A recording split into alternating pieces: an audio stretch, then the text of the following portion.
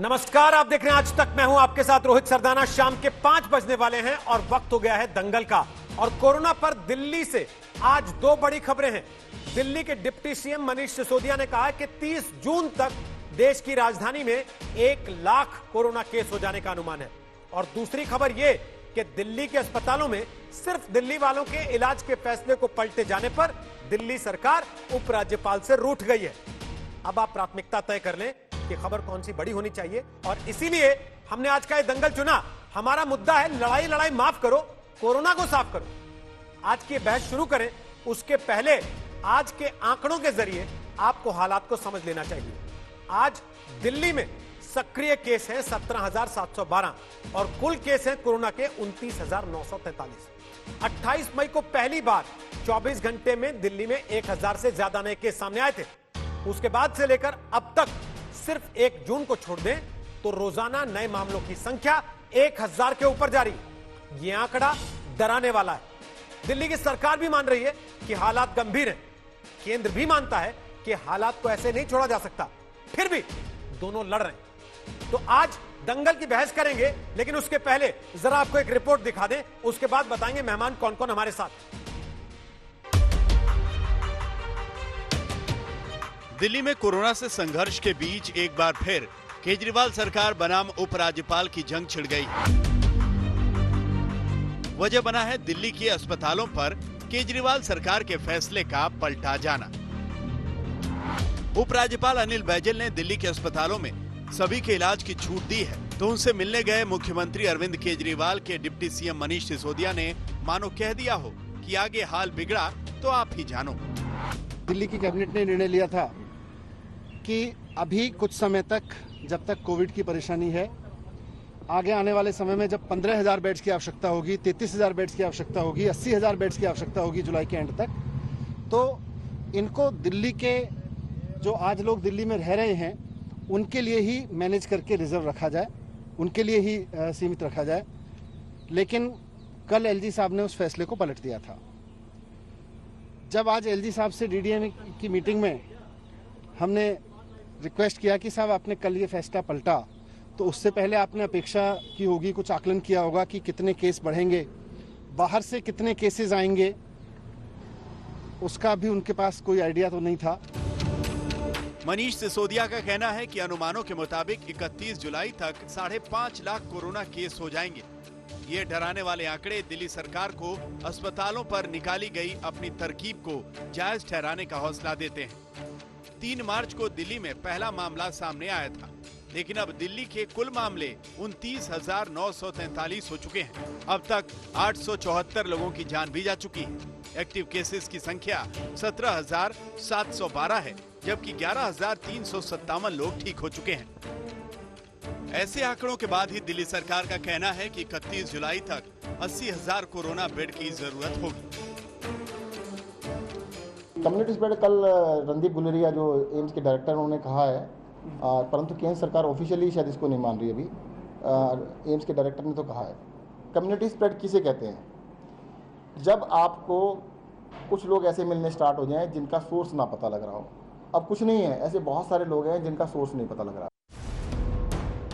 जाहिर तौर पर हालात गंभीर हैं, लेकिन कोरोना पर केंद्र से दिल्ली की लड़ाई जनता की ही मुश्किल बढ़ाएगी। पंकज जैन, दिल्ली आज तक। तो आपको बता दें कि दंगल में आज हमारे साथ सत्येंद्र जैन होंगे, जो कि स्वास्थ्य मंत्री हैं दिल्ली सरकार के। उनसे कुछ सीधे सवाल होंगे।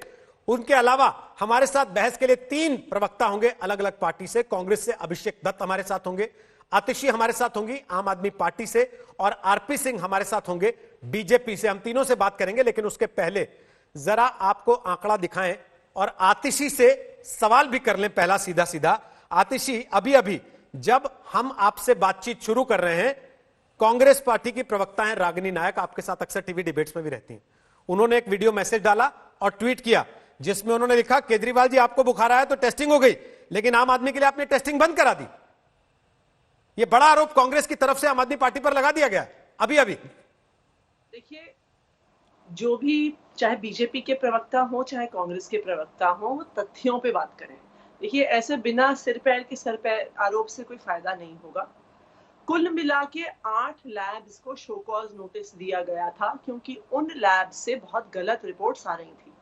अगर किसी पेशेंट की फॉल्स नेगेटिव रिपोर्ट आती है कि वो एक्चुअली पेशेंट पॉजिटिव है पर उसको नेगेटिव दिखाया जा रहा है, या किसी की फॉल्स पॉजिटिव रिपोर्ट आती है, दिल्ली की एक ऐसी लैब थी जिसको शो कॉज नोटिस दिया गया, जिनके सारे केसेस को जब हमने उनकी रिपोर्ट के अगले दिन फिर से टेस्ट कराया तो उसमें 40% केसेस का रिपोर्ट उसकी गलत निकली। तो ऐसी परिस्थिति में 42 लैब्स में से 8 लैब्स को शो कॉज नोटिस दिया गया कि उनके लैब की टेस्टिंग के रिजल्ट गलत है। तो आप बताइए क्या नहीं देना चाहिए शो कॉज नोटिस? अगर कोई लैब कोई गलत नतीजा बता रही है तो उन्हें बताने दिया जाए।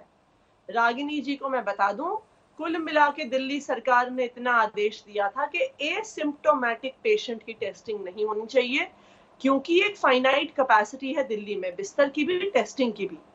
तो जितनी टेस्टिंग कैपेसिटी है उसे सिम्प्टोमेटिक पेशेंट्स के लिए यूज करना होगा। और बहुत सारे दिल्ली के ऐसे पेशेंट्स की कंप्लेंट्स आ रही थी कि उनके सिम्प्टोमेटिक होने के बावजूद टेस्ट नहीं हो रहे थे। जब आप ये बात बोल रही हैं, सिम्प्टोमेटिक लोग अपनी उस समय हम एक आंकड़ा टेलीविजन स्क्रीन पर दिखा रहे और ये वो आंकड़ा है जो कि दिल्ली सरकार के अपने स्वास्थ्य मंत्री सत्येंद्र जैन ने और मनीष सिसोदिया ने आज मीडिया से बात करते हुए सामने रखा कि 15 जून तक 44,000 केस हो जाएंगे दिल्ली में, 30 जून तक 1 लाख केस हो जाएंगे दिल्ली में, 15 जुलाई तक 2.25 लाख हो जाएंगे और 31 जुलाई तक 5.5 लाख केस हो जाएंगे दिल्ली में। ये सिम्प्टोमेटिक में गिन रहे हैं, असिम्प्टोमेटिक में गिन रहे हैं, या अनुमान किस तरह से लगा रहे हैं? ये सारे ऐसे केसेस हैं जो अभी आज इस बीमारी का बढ़ने का रेट है, ये उसके प्रोजेक्शंस हैं कि कितने लोग कुल मिला के कोरोना से संक्रमित होंगे। और देखिए, ये सिर्फ कोई दिल्ली के प्रोजेक्शंस ऐसे नहीं है, इस बीमारी का बढ़ने का एक दर है। इस दर से कोरोना की बीमारी ना सिर्फ दिल्ली में बढ़ती है, पूरे देश में, पूरी दुनिया में हम देख रहे हैं। ये जो कोरोना की महामारी है, ये पूरे विश्व के इतिहास में ऐसा संकट है जो शायद पूरे विश्व ने कभी नहीं देखा। हम दुनिया भर के देशों में ये देख सकते हैं कि उसी स्पीड से ये बीमारी बढ़ रही है। तो ये बीमारी के बढ़ने का दर ये ना दिल्ली सरकार तय कर रही है, ना केंद्र सरकार तय कर रही है, ना अमेरिका की सरकार तय कर रही है। बीमारी किस दर से बढ़ रही है वो उस वायरस का नेचर है। तो उस हिसाब से ये आंकड़े आए हैं। और भारत में अगर आप मैंने कहीं ये नहीं कहा कि दिल्ली की सरकार के लिए विशेष तौर से बढ़ रही है, या महाराष्ट्र की सरकार के लिए या गुजरात की सरकार के लिए विशेष तौर से बढ़ रही है। ये बात तो आप लोगों को सोचनी चाहिए ना, जब आप लोग बैठकर एक दूसरे पर टीका टिप्पणियां करते हैं, राजनीतिक पार्टियों के नेता। हमारा सवाल तो ये है कि आप जब ये मानते हैं कि हमको इतने बेड इतने मरीज के लिए, इतने बेड इतने मरीज के लिए चाहिए, तो पिछले 3 महीने से आप क्या कर रहे थे? आज जब एलजी के साथ आपका रूठना बनाना हो गया तो अचानक आप ये कहने लगे कि नहीं साहब, हमारे पास बेड की दिक्कत है। इसके पहले आप हर बार यही बता रहे थे कि हम तो पूरी तरह तैयार हैं, सब बढ़िया है, फर्स्ट क्लास है एकदम। हमारे पास जो प्रोजेक्शंस हैं वो दिल्ली के मरीजों के लिए हैं। आपको ये भी समझना पड़ेगा कि दुनिया भर में सबसे ज्यादा कोरोना का बोझ किस पर पड़ा है? बड़े शहरों पे पड़ा है, जहां पे इंटरनेशनल फ्लाइट सबसे ज्यादा आती हैं। इसीलिए सबसे ज्यादा कोरोना का कहर अमेरिका में न्यूयॉर्क पे पड़ा है, इंग्लैंड में लंदन पे पड़ा है, स्पेन में मैड्रिड पे पड़ा है, इटली में रोम पे पड़ा है, और उसी तरह से भारत में दिल्ली और मुंबई पे पड़ा है। दिल्ली पे सबसे ज्यादा कोरोना का कहर है पूरे देश में इंटरनेशनल फ्लाइट्स की वजह से, और इसकी वजह से दिल्ली में केस बाकी देश से ज्यादा हैं। और दिल्ली के मरीजों के प्रोजेक्शन के हिसाब से दिल्ली सरकार की तैयारी है, और यही ये कहना था हमारा, और यही स्टैंड दिल्ली की सरकार ने लिया है कि हम जो देश भर के मरीज हैं उनके लिए प्रोवाइड नहीं कर पाएंगे। क्योंकि अगर आप दिल्ली के स्वास्थ्य सेवाओं आपके पास कोई आंकड़ा है कि दिल्ली के अस्पतालों में दिल्ली से बाहर के कितने लोग भर्ती हैं इस समय, जिनकी वजह से दिल्ली वाले बेचारे सड़कों पे? मैं आपको एक बात बता दूं, पूरे देश में पिछले 2 महीने से लॉकडाउन रहा है, इसलिए दूसरे राज्यों के मरीज दिल्ली नहीं आ पाए। लेकिन अगर आप आंकड़ा देखिए कि जब लॉकडाउन नहीं होता और आप दिल्ली के अस्पतालों का आंकड़ा देखिए, आप तो उसके पहले का दे दीजिए अस्पतालों में 50%, मुझे ये बता दीजिए दिल्ली के अस्पतालों में देश के और हिस्सों से कितने मरीज आके इलाज कराते हैं जो दिल्ली सरकार के अस्पताल में इलाज कराते हैं? हाँ बिल्कुल, सुन लीजिए, मैं आपको बता रही हूँ। अगर आप सुनना चाहेंगे तभी तो आप मैं सुनने के लिए बैठा हूँ और इसीलिए पूछ रहा हूँ आपसे। बिल्कुल, इसलिए दिक्कत क्या है ना, मैं न्यूयॉर्क कह दूंगा तो आपको बुरा लग जाएगा, लेकिन आप खुद न्यूयॉर्क से तुलना कर दें तो सब कुछ ठीक ठाक है। मैं आपसे पूछ रहा हूं तो आपको बुरा लग रहा है, आप अपने आप बताना चाहें तो सब ओके है। इसमें बुरा मानने की बात नहीं है आप आतिशी जी। सुनना तो देखिए अगर आपको बिना गेस्ट के शो करना है तो आतिशी वो भी जी कर पिछले सकती 6 है। मिनट से आप बात एक कर घंटे रही हैं तक खुद भी और बोल लगातार आप सकते बोल रही हैं। हैं। मैं आपसे सवाल भी पूछता हूं तो आपको चुप इसीलिए जाता है। मैं तो उसी चीज का जवाब दे रही थी जब आपने टोका।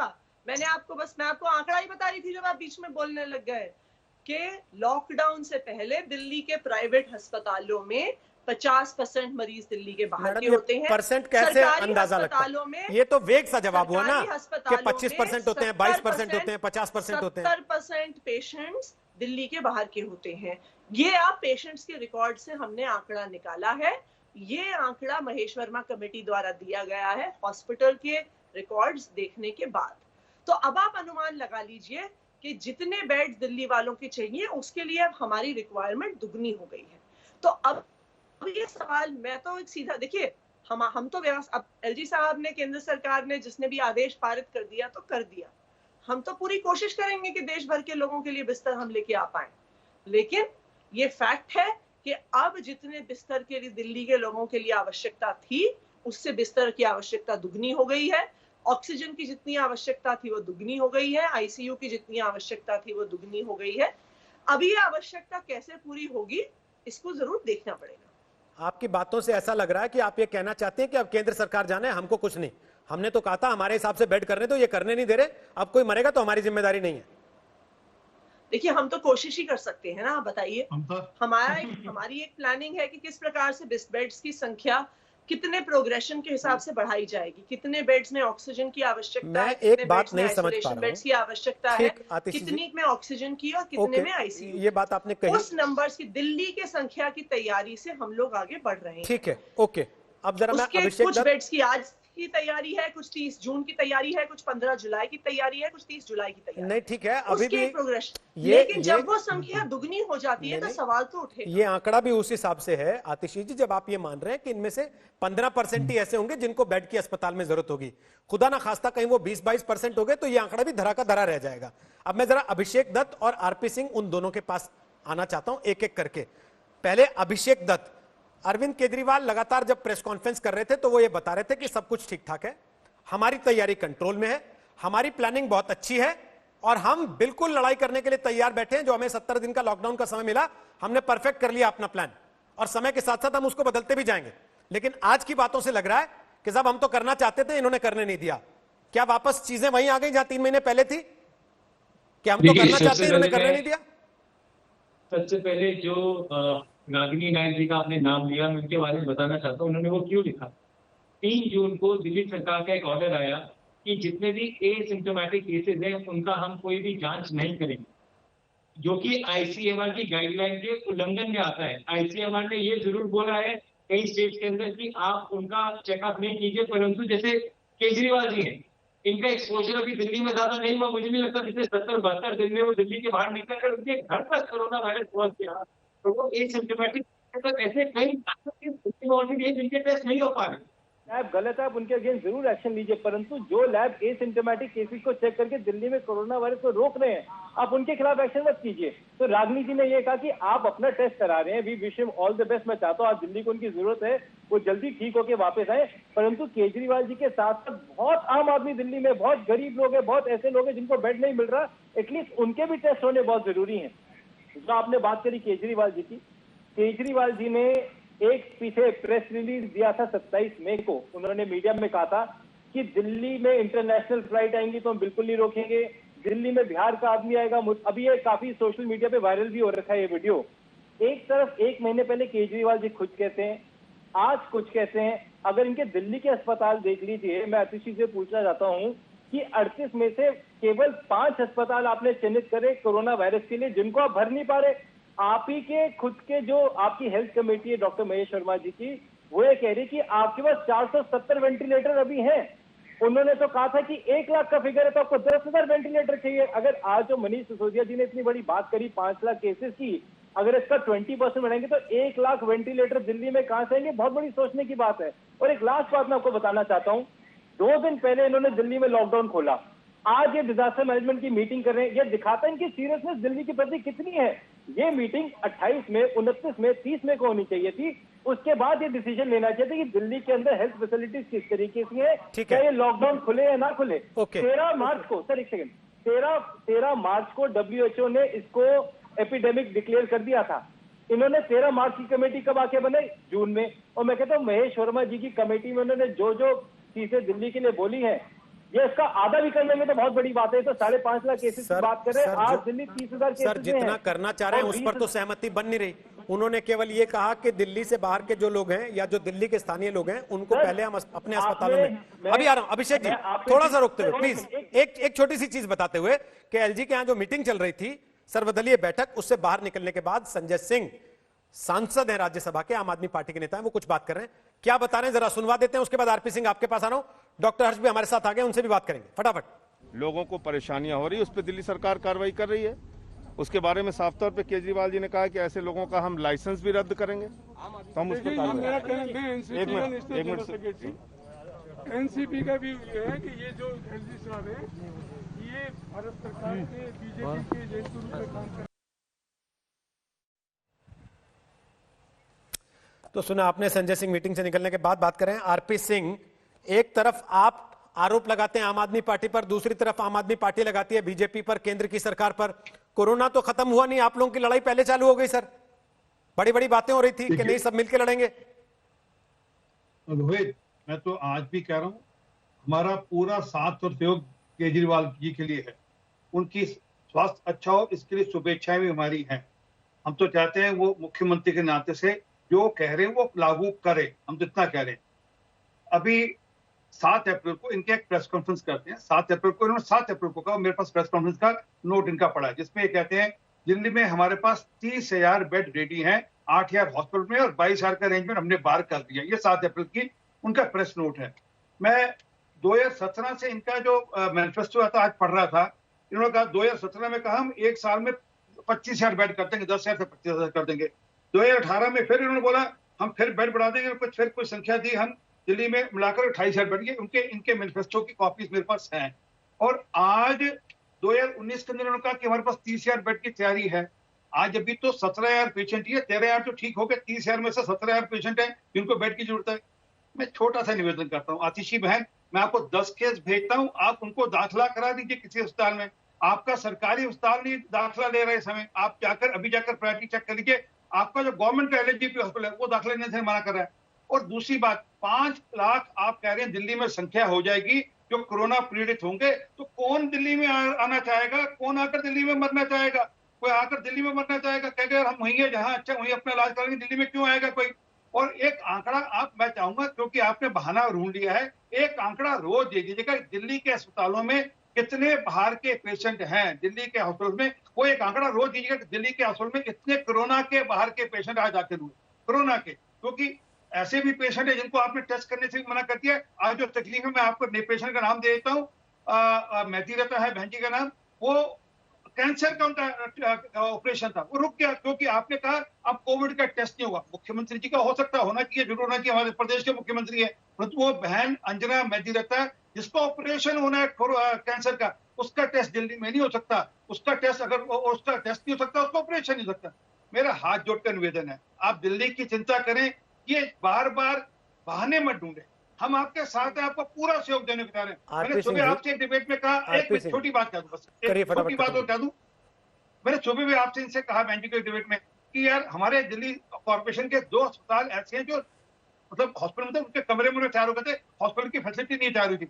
आप ले लीजिए, आप ये पता कहेंगे एमसीडी क्यों नहीं कर रहे? अरे भैया हम आपको आप वहां पर बाहर होटल ढूंढ रहे हैं, आप बाहर गेस्ट हाउस ढूंढ रहे हैं, आरपी सिंह जी आपको एक बात पता है, हॉस्पिटल दे रहे हैं। आपको एक बात पता है, ऐसे दसियों पेशेंट हैं और मुझे लगता है शायद आतिशी लेके भी बैठी होंगी, जिनके लिए ये कहा जा रहा है कि आरएमएल वाले उनको कह रहे हैं कि जाओ एलएनजेपी जाओ, केंद्र सरकार के अस्पताल हाथ खड़े कर दे रहे हैं उनके लिए, उनको कह रहे हैं कि जाओ दिल्ली के अस्पताल में भर्ती हो। देखिए, क्या कोई पेशेंट जब अस्पताल पहुंचेगा सर, तो अस्पताल उसको ये कहेगा कि जाओ तुम दिल्ली केजरीवाल के अस्पताल में जाओ, या कोई दिल्ली के अस्पताल में जाएगा तो उसको वो कहेंगे जाओ मोदी के अस्पताल में जाओ? इस स्तर पे आ गया क्या? है नहीं, पर हालत ये है कि आज एलएनजेपी में दाखिला नहीं मिल रहा है ना जी। हम जो कह रहे हैं जो अरेंजमेंट तैयार करना था उस अरेंजमेंट की बात करें।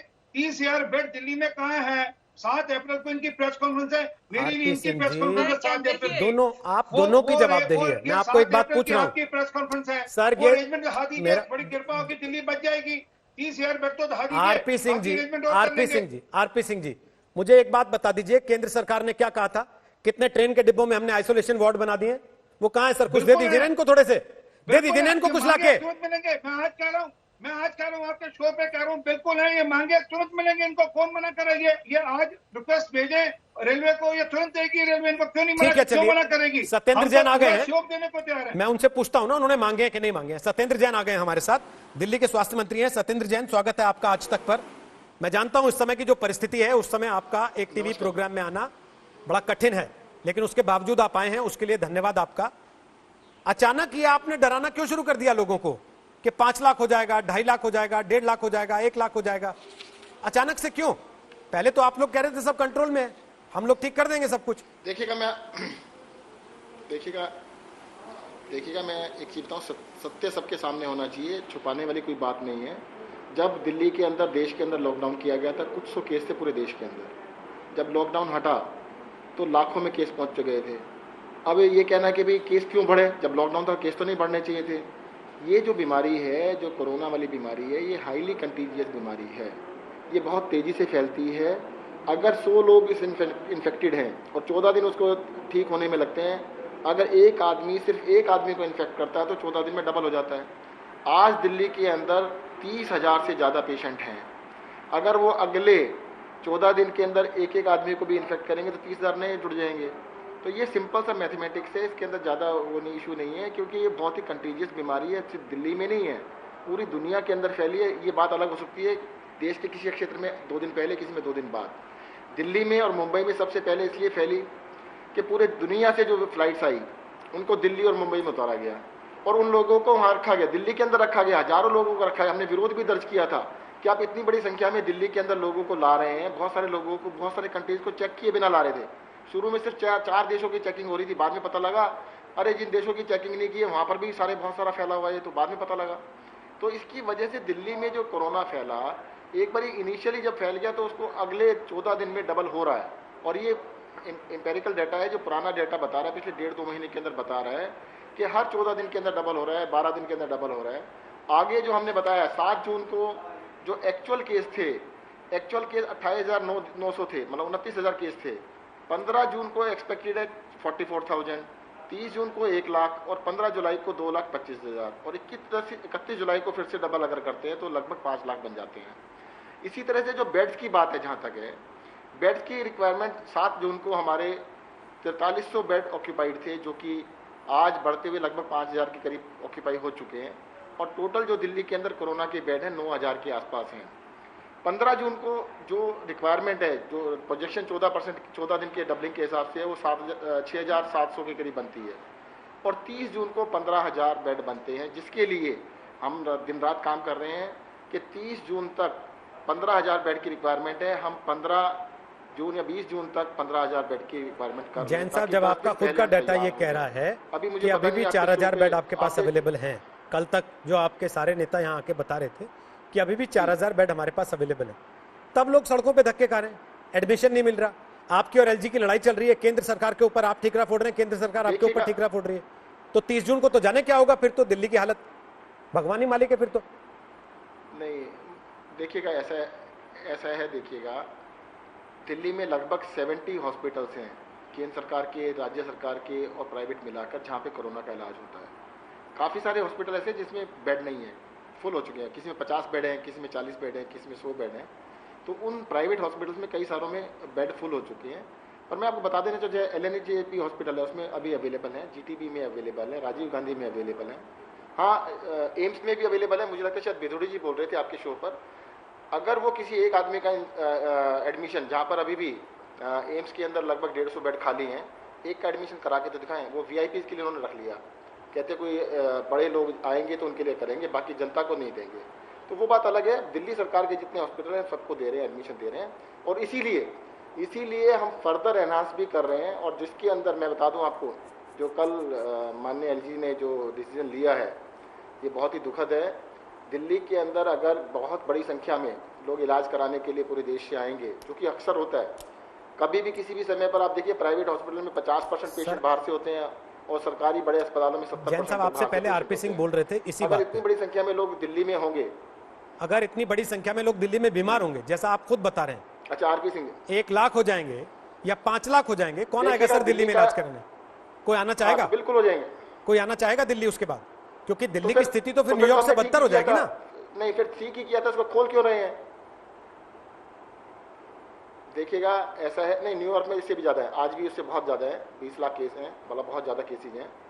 अभी जो प्रोजेक्शंस है, हो सकता है कोरोना चला जाए, जैसे कि लॉकडाउन से पहले कह रहे थे कि भाई जैसे ही गर्मी पड़ेगी 37 डिग्री टेम्परेचर होगा, 1 मई को कोरोना चला जाएगा। 1 मई की आखिरी डेट है, हो सकता है कोरोना 15 जून के बाद या 30 जून के बाद या 15 जुलाई के बाद अचानक चला जाए। हेल्थ मिनिस्टर ने इस बात पे यकीन कर लिया था सर, तैयारियां तो उस हिसाब से गर्मी पड़ेगी तो कोरोना चला जाएगा। कोई स्टडी थी ऐसी सर जो ये कहे? आप तो फ्रंट से लीड कर रहे हैं ना इस लड़ाई को। नहीं, लोग सभी आप अगर ऐसी बात करेंगे सर कि गर्मी पड़ेगी तो कोरोना चला जाएगा या बरसात चलेगी तो कोरोना चला जाएगा, तो फिर तो कैसे लड़ाई होगी सर? देखिएगा, मैंने कहा था कि बहुत सारे लोगों ने कहा था कि लॉकडाउन का पर्पस क्या था? फिर लॉकडाउन का पर्पस था 2 ही चीजें थी कि सीखने के लिए।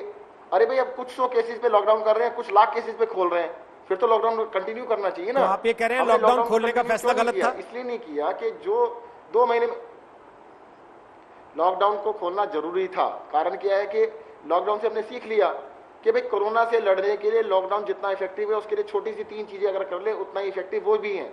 अगर आप पब्लिक में जाते हैं, मास्क लगाइएगा, आप थोड़ा सा डिस्टेंस बना के रखिएगा और अपने हाथों को बार बार धोइएगा। जितना लॉकडाउन से बेनिफिट मिलना है उतना ही बेनिफिट इससे भी मिलेगा आपको।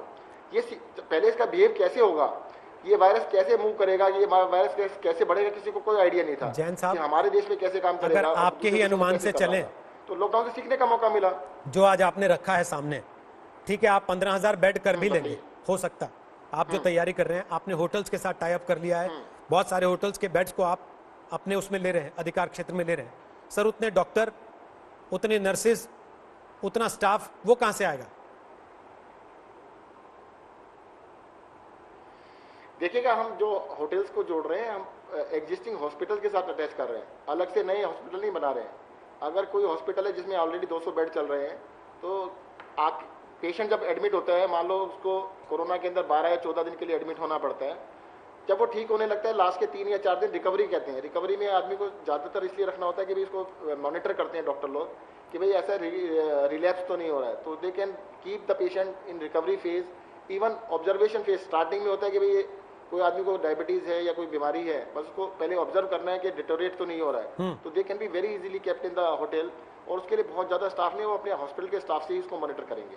और हॉस्पिटल के साथ होटल जोड़ने का रीज़न ये है कि जो 80% सर्विसेज हैं, जैसे क्लीनिंग सर्विसेज है, हाउस कीपिंग सर्विसेज है, सिक्योरिटी सर्विसेज है, फूड है, लॉन्ड्री है, सारी सर्विसेज होटल दे सकता है, जिसके लिए हॉस्पिटल जो हमारी हॉस्पिटलिटी सर्विस हॉस्पिटल सर्विस है उसको ज़्यादा उसके ऊपर स्ट्रेन ना पड़े, ताकि हमारे को एक ऐसी मैन पावर मिल जाए ताकि वो इसमें हेल्प कर सके इस समय पर। आपकी और केंद्र की लड़ाई जो इस समय बिल्कुल सतह पर आकर दिखने लगी है, आपको नहीं लगता कि वो बहुत अच्छा मैसेज नहीं है इस समय पूरे देश के लिए?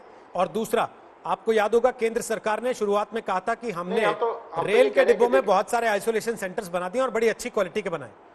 क्या आपको लगता है कि आपको लिखना चाहिए, उनसे लेना चाहिए वो फैसिलिटी इस समय जब दिल्ली को जरूरत पड़ गई, और आप एक अनुमान दे रहे हैं कितना बड़ा हो सकता है?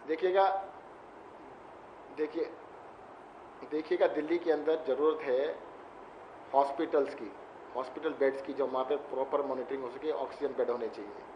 आज दिल्ली में जब से हमने होम आइसोलेशन स्टार्ट किया है, 10,000 के करीब लोग होम आइसोलेशन में हैं, उनको वहीं पर मॉनिटर किया जा रहा है। अगर वो देना चाहते हैं और उसके अंदर थोड़ा स्टाफ भी दे देते हैं तो वेलकम। देना चाहते हैं क्या सर? आप मांगेंगे ना, आप रिक्वायरमेंट तो बताएंगे ना केंद्र को कि ये हमारी रिक्वायरमेंट है, कोई दान में थोड़ी ना लेना है किसी को। सर अब आपके टीवी चैनल पे आके तो नहीं बताएंगे, हमने तो लिखा हुआ है उनको, आपने लिखा हुआ है, उन्होंने कहा था रेलवे का हॉस्पिटल भी दे रहे हैं, कई दिन हो गए नहीं दिया उन्होंने अभी तक जी। अब इन चीजों को हम ये छोटी छोटी चीजें आपके चैनल पे थोड़ा बताएंगे। नहीं, लेकिन बहुत सारी चीजें तो अब आने लगी ना सर, खासतौर पर कल जो हुआ, जिसके बाद सीधे सीधे अब स्थिति ऐसे लगने लगी कि दिल्ली सरकार ने लोगों को भगवान भरोसे छोड़ दिया कि अब जो भी होगा हम जिम्मेदार नहीं है, केंद्र की सरकार जिम्मेदार है। ये बीजेपी देखिएगा, बीजेपी वालों ने ये गलत किया है। अब संख्या जो है, ये संख्या मेरी दी हुई नहीं है, अगर केंद्र सरकार के अनुमान देखेंगे तो उससे भी ज्यादा अनुमान थे। ये तो मैं कह रहा हूँ कि जो अनुमान हमने लगाए हैं पुराने ट्रेंड के ऊपर लगाए हैं। अगर दिल्ली में इतने सारे केस आ रहे हैं तो दिल्ली के लोगों को दिखना जरूरी है। मैं आपको बता देता हूँ, जो लॉकडाउन था ना, दिल्ली के हॉस्पिटल्स में 10% ऑक्यूपेंसी थी, 90% हॉस्पिटल खाली थे। जो मैं कह रहा हूँ कि 50% मरीज जो बाहर से इलाज कराने थे वो कोरोना का नहीं, वो बाकी इलाज भी कराने थे। प्लान सर्जरीज होती हैं। अब वो सर्जरी वाला जो 15 दिन एडमिट हो रहा है, अगर वो 2 महीने सर्जरी नहीं हुई थी तो 1 महीना और सही। तो उसकी वजह से जो दिल्ली के अंदर इन्फ्लो था, बहुत पूरे देश से इन्फ्लो है, जो पेशेंट आके यहाँ पे इलाज कराते हैं, सर्जरीज कराते हैं, उसकी वजह से हॉस्पिटल फुल हो जाएंगे। हॉस्पिटल फुल हो जाएंगे तो कोरोना के लिए फर्दर बेड बढ़ाने के लिए हमें बहुत बड़ी समस्या आने वाली है। वो बहुत बड़ी समस्या है। और दूसरा, अगर पूरे देश से कोरोना का इलाज कराने आएंगे वो भी समस्या बढ़ेगी। शुक्रिया डॉक्टर सत्येंद्र जैन। दिल्ली के स्वास्थ्य मंत्री सत्येंद्र जैन जमीनी परिस्थिति क्या है वो इसके बारे में बता रहे थे, और उनकी बातों से एक चीज आपको साफ एहसास हो गई होगी, इस वक्त केंद्र और दिल्ली की सरकार एकदम आमने सामने है। आरपी सिंह, एक बड़ा आरोप यह लग रहा है आपके ऊपर कि मुंबई में तो बीएमसी लड़ रही है, यहां तो आपकी 3 एमसीडी का आता पता ही नहीं है कहीं। ये बड़ा आरोप लग रहा है आप पर। बोलिए फटाफट, फिर आतिशी और अभिषेक भट्ट बोलेंगे। डॉक्टर महाजन आपके पास भी आ रहे हैं। रोहित, आज अगर जमीन पर कोई सफाई का, डिसइंफेक्शन का काम कर रहा है तो एमसीडी कर रही है। दिल्ली सरकार के पास थोड़ा कोई वो महकमा है जहां पर नीचे जाकर डिसइंफेक्ट छिड़का जा रहा है, जहां पर जाकर घर घर जाकर डिसइंफेक्ट छिड़का जा रहा है। और तो इनसे पूछे, जो लंगर बांटा था, जो शुरू में भोजन बांटा था, उसमें दिल्ली सरकार, दिल्ली के एमसीडी के स्कूल से और दिल्ली के एमसीडी का स्टाफ था। उसमें मुझे याद है एक बहन की डेथ भी होगी उसमें जी, उनको इन्होंने अवार्ड भी दिया है दिल्ली सरकार ने। तो ये कितना छिछोरापन है। तो कह रहा हूँ कि दिल्ली के स्कूल भी यूज करोगे, दिल्ली के स्टाफ को भी, एमसीडी के स्टाफ को भी यूज करोगे, और बाद में दिल्ली के एमसीडी कंपनी। मैं तो अभी कह रहा हूँ कि 2 जगह पूरी फैसिलिटी खाली पड़ी है, हमारे पास सुविधा नहीं है, आप ले लीजिए, हम तो दे रहे हैं। और अगली बात मैं वापस कह रहा हूँ, वही जो आपने लास्ट में बात की, दिल्ली आज राम भरोसे है, दिल्ली पूरी राम भरोसे। आज उन्होंने कह दिया हमारे बस का नहीं है, दिल्ली राम भरोसे है। राम भरोसे नहीं सर, मोदी भरोसे कहिए, फिर हर्षवर्धन जी के भरोसे कहिए। फिर मैं 1 मिनट सुन लीजिए सर, एक सुन लीजिए। अगर स्टेट आज ये इस्तीफा दे दे, हम ले लेंगे, चिंता कर लेंगे ना जी। ये तो कहते थे हमने 4 गुना तैयारी करके, वो शब्द है थोड़ा केजरीवाल साहब के शब्द, हमने 4 गुना तैयारी करके है। यहाँ तो 1 गुना में ठाठा फिर सो रखा है मामला। अफसोस के साथ कहना पड़ रहा है। अब ये कह रहे हैं हॉस्पिटल में बेड खाली, तो क्यों चिंता करें? और वहां पे मार्क कर देना कि दिल्ली सरकार के अस्पताल में हम बाकी कोविड के अलावा इलाज नहीं करेंगे। कौन रोक रहा है? वो कोविड डेजिग्नेटेड कर दें, क्या फर्क पड़ता है उसमें जी? वो प्योरली कोविड डेजिग्नेटेड कर दें। आपने सुना सत्येंद्र जैन ने क्या कहा? जिन रेल के डिब्बों की हम बात कर रहे थे, उन्होंने कहा हमने चिट्ठी लिख रखी है, रेलवे ने अस्पताल भी देने की बात कही थी, उस पर कोई जवाब नहीं है। आपके सामने कहा ना उन्होंने। मैं जवाब देता हूँ, सुनिए, मैं जवाब देता हूँ। अगर उन्होंने चिट्ठी दे रखी होगी, मैं कह रहा हूँ, श्योर कर रहा हूँ, मैं ऐसे श्योर कर रहा हूँ, अगर चिट्ठी उनकी अगर आज की तारीख से पहले की चिट्ठी गई होगी तो मैं श्योर करूंगा कि वो डब्बे तुरंत के तुरंत आएंगे। वो अगर इनकी चिट्ठी आज की तारीख होगी, झूठ बोलने में माहिर नहीं लोग, अगर आज की तारीख की चिट्ठी पहले की होगी तो डब्बे तुरंत आएंगे, मैं कह रहा हूँ। ठीक है आतिशी, बोलिए अपनी बात, उसके बाद अभिषेक आपके पास आ रहा हूँ। ओके आरपी साहब बोलिए। आतिशी, किस प्रकार की बातें आरपी सिंह जी करते हैं? सुबह से कई डिबेट पे हम साथ हैं, तथ्यों पर बात करिए आरपी सिंह जी। पहली बात, आरपी सिंह जी वो सुनती रही ना आपको? आरपी सिंह उन्होंने चुपचाप सुना ना? नहीं बोला आपको? आरपी सिंह मुझे नहीं पता, आरपी सिंह मुझे नहीं पता आप कितने चैनल्स पे होके आए हैं, लेकिन मैं आपसे केवल एक बात कह रहा हूं सर, यहाँ पे एक बार में एक ही आदमी बोलेगा, प्लीज। आप बोलते रहे, वो सुनती रही। भाजपा, बीच में किसी को बोलना होगा तो मैं बोलूंगा सर। बोलिए आतिशी। भाजपा कोई एहसान नहीं कर रही है साफ सफाई का काम करके एमसीडी में, ये आपकी जिम्मेदारी है। बात तो आप ऐसे कर रहे हैं, बहुत बड़ा एहसान कर रहे हैं आप दिल्ली पे। वो भी कोई साफ सफाई और सैनिटाइजेशन कितना हो रहा है पूछ लीजिए। मैं एमएलए हूँ, मुझे पता है, मेरे ऑफिस में फोन आते रहते हैं, सैनिटाइजेशन करवा दो। एनसीडी को कॉल कर करके थक गए, कोई सैनिटाइजेशन करने नहीं आया। पहली बात। दूसरी बात, एमसीडी के इतने अस्पताल हैं दिल्ली में, आप खुद क्यों नहीं चला सकते हैं? आरपी जी आप मानते नहीं ना? आरपी जी मानेंगे नहीं ना? आरपी जी मानेंगे नहीं ना? क्या है बताइए? आरपी सिंह जी मानेंगे नहीं ना? बात सुन रही हूँ। अच्छा लगेगा क्या कि आवाज डाउन करें किसी की? आप लोग, आप नेशनल सेक्रेटरी हैं अपनी पार्टी के सर, इतनी बड़ी पार्टी आपकी, दुनिया की सबसे बड़ी पार्टी, तो सर आपका नंबर आएगा, आप बोलिएगा कि उन्होंने जितनी बातें बोली वो झूठ है। आप साबित कर दीजिएगा उन्होंने जितनी बातें बोली झूठ है, लेकिन इनके बाद अभिषेक जी बोलेंगे, डॉक्टर साहब बोलेंगे, फिर आपका नंबर आएगा, तब तक आपको वेट करना पड़ेगा। प्लीज आतिशी बोलिए। तीसरी बात जैसे जो मैं कह रही थी, इनके पास तो एमसीडी के इतने अस्पताल है, इतनी स्वास्थ्य सेवाएं एमसीडी के पास है, एक बेड एमसीडी बता दे, एक हॉस्पिटल एमसीडी बता दे जो इन्होंने कन्वर्ट कर दिया है वो कोरोना। तो कह रहे हैं अभी उन्होंने कहा 2 अस्पताल देने को तैयार हैं। वो अभी तो कहा आपके सामने। वो खुद चलाए, वो खुद अस्पताल चलाते हैं, अभी भी चला रहे हैं। बड़ा हिंदुरा इतना बड़ा अस्पताल है उनका, क्यों नहीं उसे कोविड अस्पताल बनाते? उसके डॉक्टर, उसके नर्स वहां पे ट्रीट कर रहे हैं कोविड के पेशेंट्स को, वो तो वो करने को तैयार नहीं है। उसके बाद आरपी सिंह जी कहते हैं, मैं आपको चैलेंज कर रही हूँ आरपी सिंह जी के एलएनजेपी में किसी को एडमिशन मना नहीं होता। कोई भी एलएनजेपी जाएगा उसको दिल्ली की सरकार के अस्पताल में एलएनजेपी में एडमिशन मिलेगा जब तक वहां पर बेड खाली है। आज वहां पे 1000 से ज्यादा बेड खाली है, जीटीबी में 1000 से ज्यादा बेड खाली है। इतने वीडियो जो आते हैं ना, वो क्या कहते हैं, वीडियो आते हैं कहते हैं आरएमएल में एडमिशन नहीं मिला, सफदरजंग में एडमिशन नहीं मिला, हमें इस प्राइवेट अस्पताल में एडमिशन नहीं मिला। हम प्राइवेट अस्पताल को छूते हैं तो सारे बीजेपी के प्रवक्ता प्राइवेट अस्पतालों को डिफेंड करने आ जाते हैं। प्राइवेट अस्पतालों को अगर कोई छूते हैं तो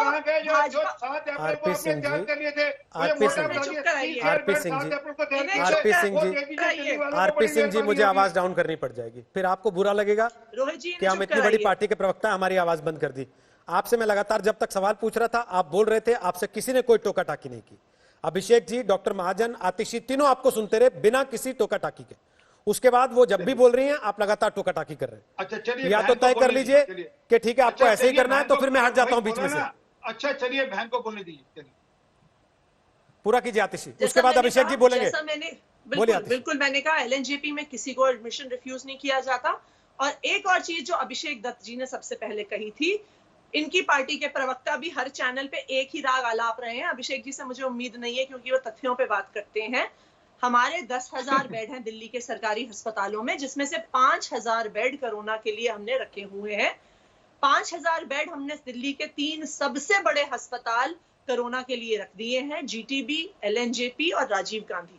ये आपकी बात सही है कि दिल्ली के कई छोटे छोटे अस्पताल हैं, लेकिन जब किसी में से 20 बेड, 30 बेड, 40 बेड है तो वहां पे कोरोना के इलाज में उनको अलग से रखना मैनेजमेंट दृष्टि से फीजिबल थोड़ा कम होता है। 50% बेड रखे हुए तो आप 36 में से 4 का आंकड़ा मत दीजिए। और आखिरी बात जो मैं सारे चीजों की रिस्पॉन्स में कहूंगी, देखिए रोहित जी, ये एक ऐसी बीमारी है जिसके स्प्रेड पे आपके और हमारे हाथ में नहीं है कि किस रेट से केसेस बढ़ रहे हैं। तो ये जो सवाल है कि आज इतने केस क्यों हो गए, कल इतने केस क्यों हो गए, ये दुनिया के इतिहास में सबसे इन्फेक्शियस अब उसके लिए दुनिया का हवाला देने की आवश्यकता नहीं है ना। इस बात के लिए तो हमें पहले समझना चाहिए था, सोचना चाहिए था, और रोज टीवी पे आकर भाषण देने से पहले ये तय मानना चाहिए था कि अपने हाथ से जब निकल जाएगा तब क्या कहेंगे बैठ के हम। ये सवाल तो तब सोचना चाहिए था ना आतिशी जी। बिल्कुल नहीं निकला है रोहित जी, दिल्ली के आंकड़ों के, दिल्ली के ग्रोथ के आंकड़ों के हिसाब से जो बातें जिस तरीके से हो रही हैं उससे ये लग रहा है कि अब किसी के हाथ में रहा नहीं, तो केवल टोपी ट्रांसफर की कोशिश हर तरफ से हो रही है। अभिषेक जी, अगर मैं झूठ बोल रहा हूं तो दुरुस्त कर दीजिएगा। स्पष्ट रूप से कहा है, हमने स्पष्ट रूप से कहा है कि दिल्ली के बाहर के पेशेंट्स को इसलिए हम दिल्ली में नहीं एडमिट करना चाहते। ओके अभिषेक जी, अगर मैं झूठ बोल रहा हूं, क्या ये स्थिति नहीं लग रही इस समय कि केवल टोपी ट्रांसफर की कोशिश हो रही है कि अपने ऊपर ना आए बस जो भी परिस्थिति है? बोले अभिषेक। मैं जिम्मेदारी से 2 बातें कह रहा हूं और मैं चाहता हूं अतिशी जी इस बात को सुने। उन्होंने कहा कि दिल्ली सरकार के 10,000 बेड है, वो एकदम गलत कह रही है। दिल्ली सरकार के 11,353 बेड हैं, जिसमें से केवल 4400 बेड इन्होंने कोविड के लिए डेडिकेट करे हैं और 1372 बेड आज की डेट में ऑक्यूपाइड है। आरपी सिंह जी बैठे हैं, आरपी सिंह जी की केंद्र सरकार और एमसीडी को मिला लोगे तो 16,540 बेड है इनके पास, जिसमें से 1502 बेड इन्होंने डेडिकेट करे कोविड के लिए और आज की डेट में 1328 बेड खाली हैं। अगर आप प्राइवेट अस्पतालों की बात करोगे तो 29,301 बेड है प्राइवेट अस्पतालों में, जिसमें से 2,912 बेड अभी ऑक्यूपाइड है, 2,057 बेड अभी ऑक्यूपाइड नहीं है। टोटल दिल्ली में 57,194 बेड है। यह दिल्ली का आंकड़ा बता रहा हूँ। आशीष जी ने 10,000 बेड का, मैं कह रहा हूँ 10,000 नहीं है, 11,353 है। मैं इनको फैक्ट और फिगर बता रहा हूँ। जो बार बार आप लोग एक बात कर रहे हैं कि दिल्ली के अस्पताल में दिल्ली के लोग, मैं हैरान हूं कि 2 दिन से जांच की बात है, जो हमने कहा उस बात को ना मीडिया ने अब तक लिया ना आपकी चैनल ने दिया। मैं जिम्मेदारी से एक बात आपको बता रहा हूं, WPC writ petition number 1585 of 2018 Ashok Agrawal ji ने गुरु तेग बहादुर गवर्नमेंट ऑफ दिल्ली का हॉस्पिटल है उसके अगेंस्ट रिट पिटीशन लगाई थी, जो 12 अक्टूबर को जिसका जो कामेश्वर राव जी ने उसके ऊपर जजमेंट दी थी, उसमें राहुल मेहरा जी दिल्ली सरकार के सीनियर लॉयर खड़े हुए थे, जिसमें उन्होंने एक नियम निकाला था वहां के एमडी ने कि दिल्ली के गुरु तेग बहादुर हॉस्पिटल में केवल वोटर कार्ड वालों का ही इलाज होगा। दिल्ली के अशोक अग्रवाल जी कोर्ट में गए और बहुत स्ट्रॉन्ग ऑर्डर कोर्ट ने आर्टिकल 21 का मेंशन करते हुए बोला कि आर्टिकल 21 हमारे कॉन्स्टिट्यूशन का कहता है कि आप देश का विभाजन नहीं कर सकते, कोई भी व्यक्ति कहीं से उसका इलाज होगा। इतने बड़े ऑर्डर के बाद में दिल्ली सरकार ने एक बेस बनाया, जिस बेस से उन्होंने आगे एक बहाना मारना कि माइग्रेंट की वजह से, बिहार के लोगों की वजह से, यूपी के लोगों की वजह से दिल्ली में इलाज नहीं हो पा रहा। ऑलरेडी 2018 में कोर्ट इनको डांट मार चुका है कि इन्होंने कहा कि ये आप बिल्कुल भी नहीं कर सकते। मैं रिट पिटीशन रिपीट करो, अतिशी जी आप लिख लीजिएगा, ठीक है, 10585 ऑफ 2018। मैं लास्ट बात आपसे कहना चाहता हूँ, मैं अभी सत्येंद्र जैन जी की आपकी सारी मैंने बात सुनी, आज मुझे कांग्रेस वाला नहीं दिल्ली वाला होकर उनकी बात सुन के डर लग रहा है। लॉकडाउन का पर्पस क्या था? लॉकडाउन का पर्पस था कि आप दिल्ली के अंदर बेड ऑर्गेनाइज करोगे, वेंटिलेटर ऑर्गेनाइज करोगे, पीपीई किट्स ऑर्गेनाइज करोगे। आप देखिए front line warriors 30% already Covid के चपेट में आ चुके हैं, 30% के साथ बहुत बड़ा स्टाफ क्वारंटीन में जा चुका है। मैं सजेशन देना चाहता हूँ अतिशी जी को, आज हम वेंटिलेटर की प्रॉब्लम दिल्ली में खत्म कर सकते हैं अगर अतिशी जी मान जाए। आम आदमी पार्टी का जो एडवर्टाइजमेंट का बजट इस साल का 380 करोड़ रुपए है, 5 लाख रुपए का एक वेंटिलेटर आता है। आपसे हाथ जोड़ के मेरी विनती है केजरीवाल जी, आप एक साल ऐड मत दो, आपके 8000 वेंटिलेटर का आज आप ऑर्डर प्लेस कर सकते हैं। प्रॉब्लम क्या है? हमारे पास 417 वेंटिलेटर है, हमारी रिक्वायरमेंट 10,000 की है। हमारे पास बेड कितने हैं? 8000। हमारी रिक्वायरमेंट कितनी है? आपने इस लॉकडाउन की पीरियड में क्या था कि गर्मियों में लॉकडाउन अभिषेक जी आपने सलाह तो दी, लेकिन सलाह में साथ में तंज भी लपेट दिया। देखिए मैं आतिशी जवाब में, उसके पहले डॉक्टर हर्ष महाजन बहुत देर से आप लोग को सुन रहे हैं। डॉक्टर साहब मैं आपसे एक चीज पूछना चाहता हूँ, अभिषेक जी प्लीज थोड़ा सा रिक्वेस्ट है। देखिए डॉक्टर साहब ने आधे घंटे आप चारों लोगों को सुना बिना किसी टीका टिप्पणी के और चुपचाप सुना, और मुझे नहीं पता उनके मन में ऐसी इस समय क्या भावनाएं आ रही होंगी। उनके चेहरे को देख के मैं समझ नहीं पा रहा हूं कि वो इसको सुनने के बाद वो क्या महसूस कर रहे हैं। डॉक्टर साहब आप खुद ही बता दीजिए, आने वाला 1 महीना दिल्ली का कैसा हो सकता है, ये सुनने के बाद आपको क्या लग रहा है? नहीं देखिए रोहित जी, जहां तक दिल्ली की मेडिकल व्यवस्था की बात है, मैं तो यहीं का पढ़ा हूँ, मौलाना साहब का पढ़ा हूँ, LNJP हॉस्पिटल उसी का एक हिस्सा है। तो दिल्ली की व्यवस्था तो बहुत अच्छी है, और मैं कहूँ कि मैं यहाँ सारी जिंदगी मैंने यही प्रैक्टिस किया है। तो ये दिल्ली का अस्पताल या सेंटर का अस्पताल या प्राइवेट, एक्चुअली ऐसे जैसे अभी विभाजन का लग रहा है ऐसा कभी था नहीं। और मेरी तो एक ही रिक्वेस्ट होगी कि हम एकजुट करके मिलें और एकजुट चलें और राजनीति को पीछे छोड़ दें, क्योंकि ये बीमारी जैसे मंत्री जी कह के गए, ये बहुत कंटेजियस है। अगर मैं एक आंकड़ा आपको बताऊं तो आप शायद चौंक जाएंगे। एक आदमी जिसको कोरोना की बीमारी है, और अगर हम इंक्यूबेशन पीरियड 5 दिन का ले लेते हैं, वो एक आदमी 2 महीने में 20,000 लोगों को इन्फेक्ट कर सकता है। इस आंकड़े को लेके चलें तो ये मेरे ख्याल जो हमारी आपस में बहस हो रही है उसको साइड में छोड़ें, आगे चलें। व्यवस्था जितनी है उसे हमें बढ़ाना है, इसमें कोई दो राय नहीं है। प्राइवेट हॉस्पिटल और पब्लिक हॉस्पिटलों को मिलके काम करना है, और जो स्थिति एक्चुअली जो ऐप से हमें पता चलती है तो प्राइवेट हॉस्पिटल कोई 80-85% तक भरे हुए हैं। गवर्नमेंट हॉस्पिटल जो है उनका 50-55% तक भरे हुए हैं। तो बेड अवेलेबल होने चाहिए एटलीस्ट, अगर हम आंकड़ों से जाएं। जी शुक्रिया डॉक्टर साहब, आप जो बातें कह रहे हैं असल में होना तो वैसा ही चाहिए, लेकिन क्या वैसा हो रहा है? नहीं। और पिछले 2 दिन से तो तस्वीर और ज्यादा डराई।